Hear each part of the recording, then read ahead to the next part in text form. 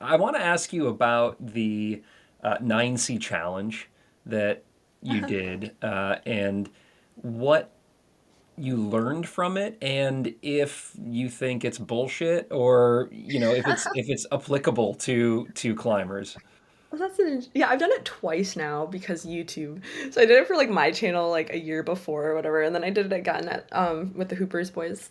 And I feel like because I had done it before, it actually gave me a lot of insight because I could see how my numbers had changed, and especially because I'm starting to take training more and more seriously. Like every year I train for like an extra few weeks or something. Like I'm not very good at training, but I'm like training more and more now.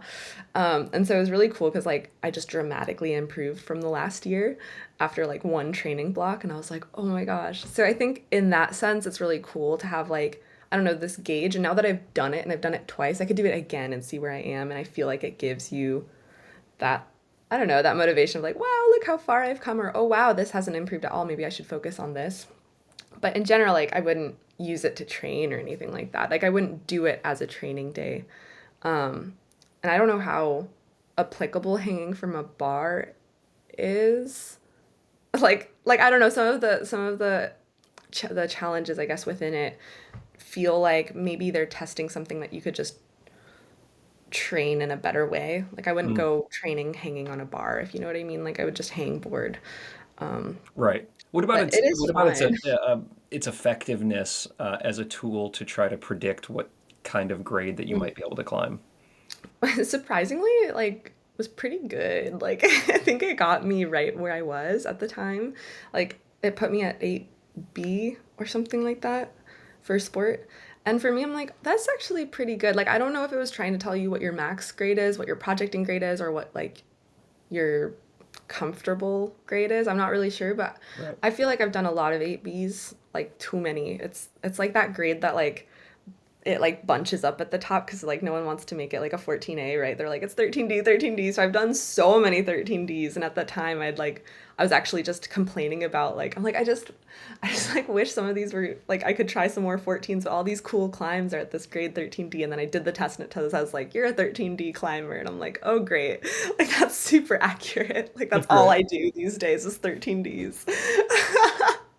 so so I think it was like weirdly accurate, but what I do think is like at the higher grades it's going to be more accurate because you do need like certain baseline strengths to climb higher grades. I think there's just like it's just more applicable, even though I know the test was like totally made up. But I do feel like it's quite accurate at the top. But like at the lower grades, I think there's such a an imbalance. Like you can be a really strong climber who just doesn't have any technique, and there's no way you can climb the grade that it gives you. Or like yeah, like at the lower grades or like V0 to 5 or whatever they said for sport climbing, like maybe the 10s, 11s, 12s, like I think it can just be a mess.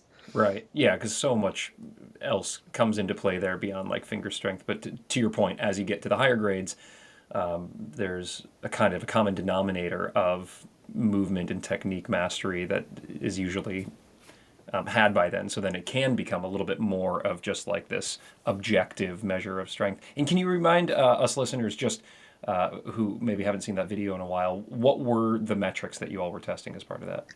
Yeah, we were doing so it was hanging on a 20 millimeter edge. It was, let's see if I remember all of them. It's a max pull up, two pull ups in a row. So just like with as much weight as possible.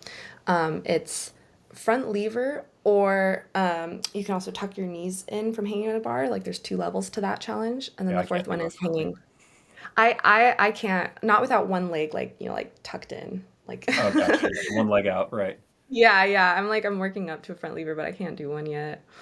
So I just do like the two knees tucked. Sure. And then the fourth challenge is hanging from a bar with two hands, and you can't like readjust and you can't like let go. You have to just like hold it and stay To failure.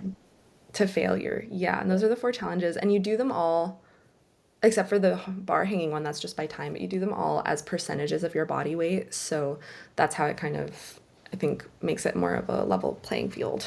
Right.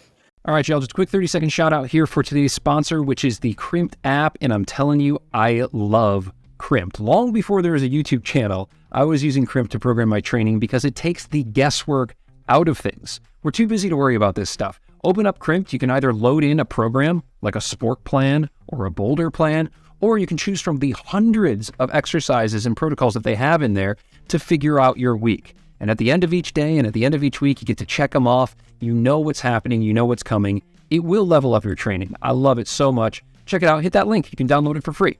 All right, let's get back to the interview.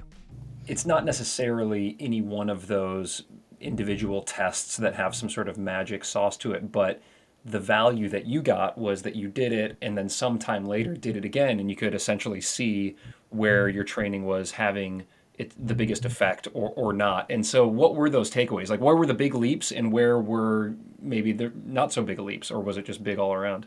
It was big all around, but I was really surprised that like the challenge that I thought was least applicable, like when I was just complaining about the bar hanging from a bar challenge, I was like, why are we doing this? That's where I hung for so long the second challenge and I couldn't do it the first challenge. I like did it in the UK with Pete, and I remember like really feeling miserable and then just like capping out and falling off the bar. And then this time around, I like the last time I think I hung for like 5 minutes, and I was like, oh my God, Yeah. like that's kind of crazy. Like that's such a big change. So that was surprising. That might be like grit over physical physical gains.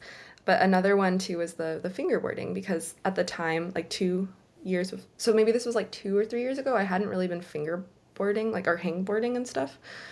So I didn't really even know how to like hang super well, and I think it's kind of awkward when you don't do it so much because you're like, is this really supposed to test finger strength?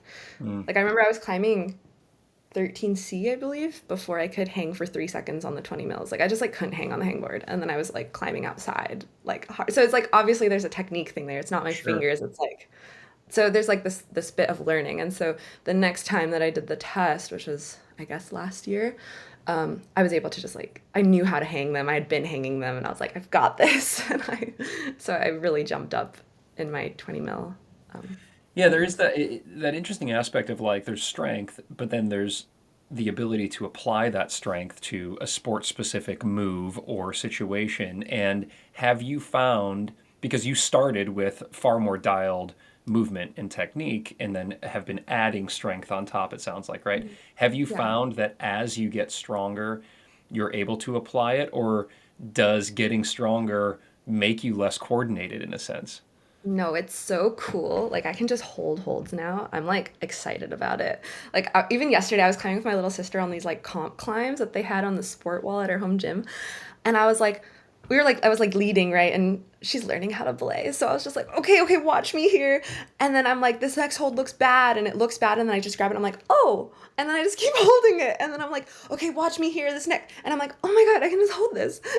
I was like so excited. I can just hold holds now. Um, I don't know if that's really what you were asking, but yeah, I haven't gotten like more clunky. I just surprise myself constantly that I can hold, like, I can pinch things. I can do slope. Like, I just have so much more strength, and I'm like not used to it yet. Like, I'm not used to that in my body. So I think I still move like I'm not gonna have strength. So I'm sure I find really efficient body positions, because that's just kind of maybe like a trademark of my climbing. But then I can hold them now, and it like is so exciting for me. Oh,